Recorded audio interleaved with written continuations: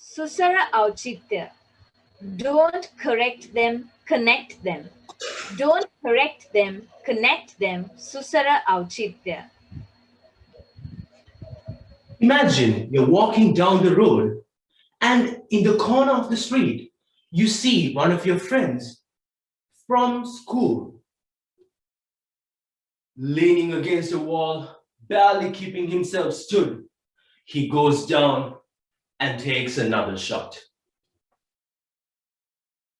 What would you do if you saw your friend like that?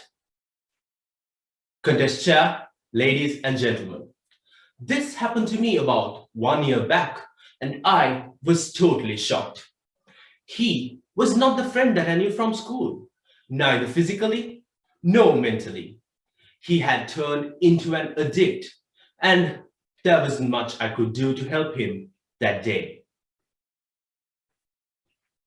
In 1971, the President of the United States, Richard Nixon, said, "Drug abuse is the #1 enemy of the public."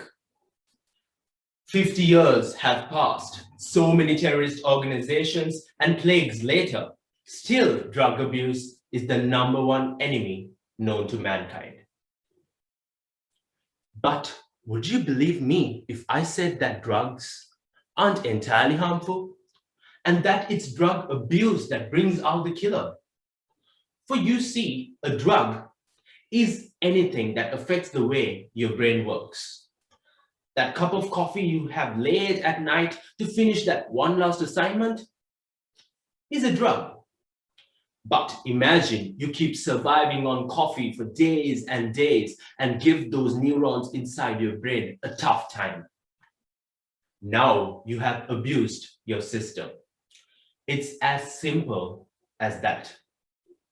The monsters who make these drugs distribute them for free at first and put generations of humans in deep trouble.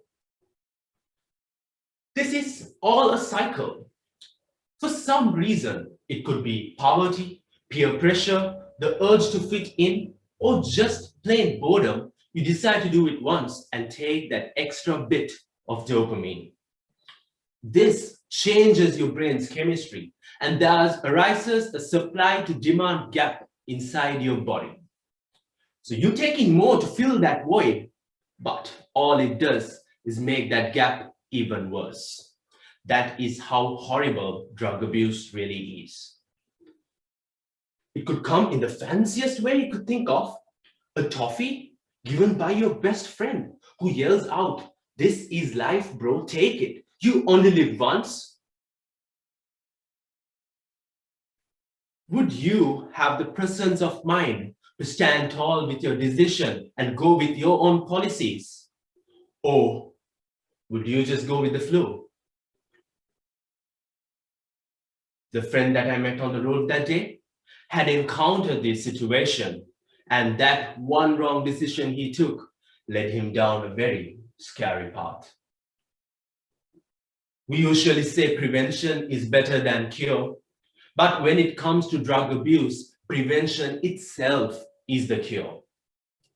But just like every other thing in this world, it's easier said than done. Imagine riding a bicycle uphill with respect to riding it downhill. Now increase that difficulty by 100 times and add the depressing thoughts, the constant struggle to let go yet not being able to do anything about it into that. Now that is how difficult recovery is with respect to addiction. It might be difficult, but there are people who do it day in, day out. Human beings are goal-oriented species. So if you put your mind into something, you could definitely achieve it. If you have been to a rehabilitation center, you would see people starting back from scratch and finding their inner purpose. It starts with admitting and understanding the depth of the situation. That is the most difficult step of them all. Once you do that, you should set your priorities straight and find ways to destroy the ill will. Engage yourself in new activities, try out new hobbies, and you, my friend, are already on the path to recovery. Joanne Harris once said, the opposite of addiction is not sobriety, it's connection. So find someone who listens to you. Or if you're at the other end, listen to all those who speak to you and do not make them feel guilty for what they have done. Those few seconds could make a huge difference in their lives. It is not a weakness of any sort to be addicted. Celebrities and the general public alike are victims of this dark menace.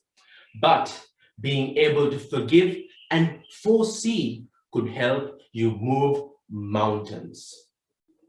Because after all, life can take us higher than drugs can.